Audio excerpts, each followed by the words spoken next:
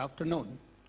Actually, my session was a little earlier, but due to some other preoccupations, I am now caught in this session, whereas from TRAI, I am neither a banking or a NBFC sort of stakeholder.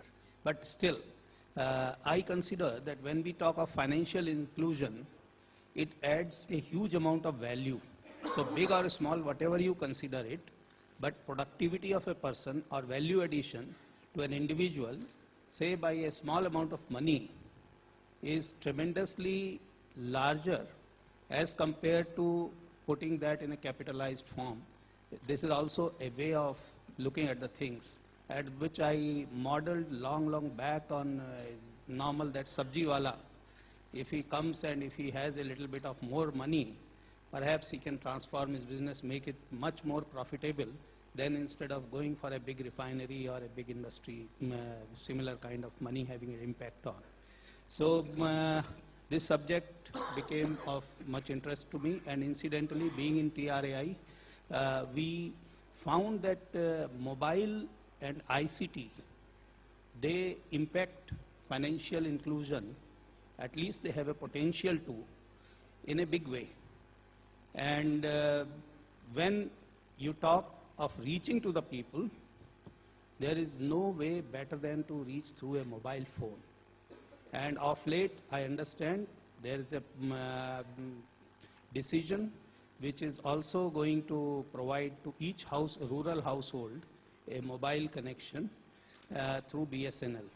This is a news item which was published on 18th of this month in Business Line, which I am quoting really.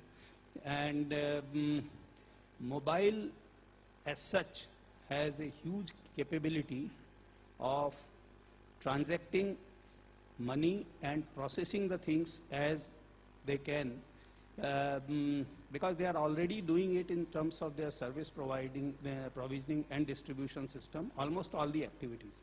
So the real big issue can be that given under certain limitations, means you don't say allow people to transfer 5 lakhs, 10 lakhs of rupees, but allow them to transfer 500 rupees, 200 rupees, 2000 rupees.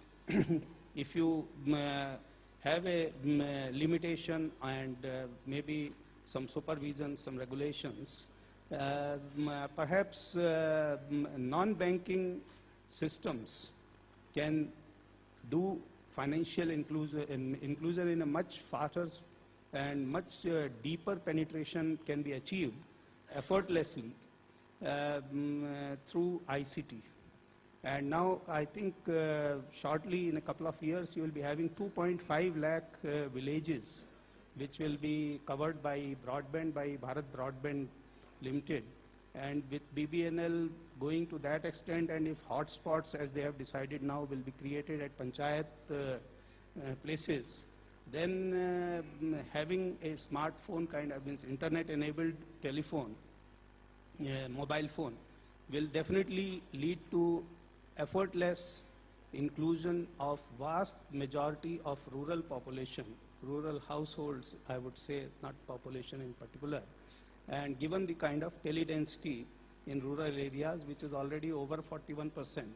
So I feel that telecom and a little bit of ease in the regulatory norms to make the system going forward, all these can come together and create a big business for the purpose of financial income.